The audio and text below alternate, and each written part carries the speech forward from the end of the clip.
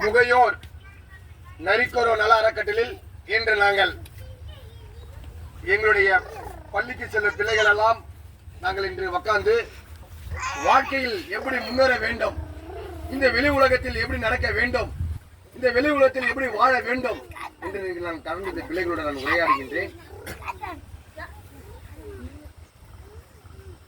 நான் 2016 இந்த மக்களுக்காக 2017 வந்து இந்த மக்களை பார்த்துட்டு நான் போனேன். 2017 வந்து ரிட்டைர்மெண்ட் எழுதி கொடுத்துட்டு நான் வந்துட்டேன்.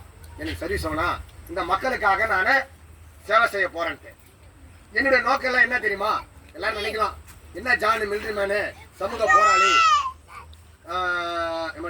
சமூக போராளி என்ன இது மாதிரி போட்டுனேன் வீடியோ போறதான் இந்த மக்களுடைய எதிர்காலம் எதிர்காலம் வெளியே வரும்.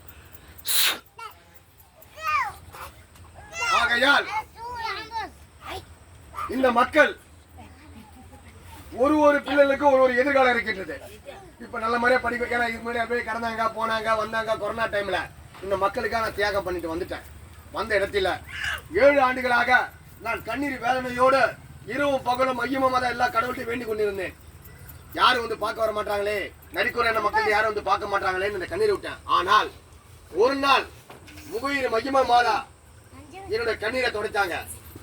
அமெரிக்கால இருக்கின்ற மதிப்புக்குரிய பாசத்துக்குரிய எங்களுடைய எத்தனையோ ஏழை எளிய மக்களை வாழ வைக்கின்ற மதிப்புக்குரிய திரு பெஞ்சமின் ஐயா அவர்கள் என்னுடைய பேஸ்புக் மூலமாக இந்த ஏழை எளிய மக்களுடைய கண்ணீரை துடைக்க ஓடி வந்தார். ஜனவரி பொங்கலுக்கு பிறகு எப்பொழுதும் அவரையும் மகிமா மாதா நல்லா வாழ வைக்க வேண்டும்.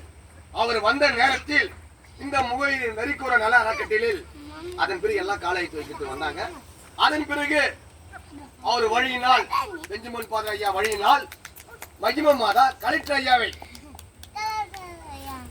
சப் கலெக்டர் ஐயா இங்க வந்தார். இந்த முகையில் நரிக்கூற மக்கள் எல்லாருமே சப் கலெக்டர் ஐயா வந்த பிறகு இந்த மக்களுடைய கண்ணீரை தொலைக்கின்ற, உங்கள் குறைகளை தொலைக்கின்ற வாக்குறுதி கொடுத்துட்டு போன சப்கலெக்டர் ஐயாவுக்கு இந்த முகையில் நரிக்கூற அறக்கட்டளை அனைத்து பிள்ளைகளும் சார்பாக எங்கள் மனமார்ந்த நன்றிகளை நான் தெரிவித்துக் கொள்கின்றேன். எனக்கு எல்லாம் என்ன தெரியுமா நோக்கம்?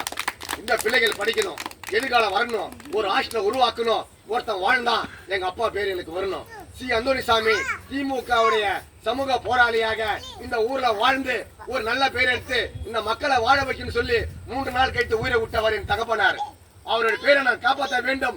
அவருடைய நோக்கத்தை பேரு நான் இந்த பிள்ளைகளுக்கு வீடு கட்டி இந்த பிள்ளைகளுக்கு வாழ்க்கை வரலாறு கொடுத்து நான் கலெக்டர் அதிகாரியாக நான் ஆக்க வேண்டும். நோக்கம் டாக்டர் அம்பேத்கர் வழியினால் நான் நடந்து கொண்டிருப்பேன். அவருடைய வழியினால் அவர் கொள்கையினால் நான் வாழ்வேன்.